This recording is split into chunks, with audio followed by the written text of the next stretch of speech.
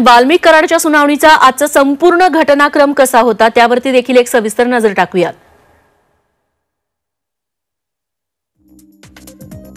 सकाळी 9:30 वाजता वाल्मिक कराडला जिल्हा कारागृहातून वैद्यकीय तपासणीसाठी नेलं गेलं। 10 वाजता कराडला बीड पोलीस स्टेशनमध्ये आणलं आणि याच ठिकाणी एसआयटीने त्याचा ताबा घेतला। 10:15 कराडला बीडवरून केज कोर्टात नेण्यात आलं। मात्र 11 वाजता कराडला केज पोलीस स्टेशनला हजर करण्यात आलं। या ठिकाणी एसआयटीने त्याला मोक्का अन्वये अटक दाखवली। 11 वाजता सुरक्षेच्या कारणासाठी केज कोर्टात होणारी सुनावणी ही बीड कोर्टात घेण्याचा निर्णय झाला।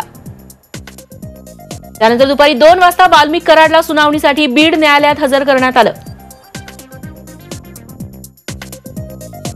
दुपारी 2:40 प्रत्यक्ष सुनावणीला सुरुवात झाली।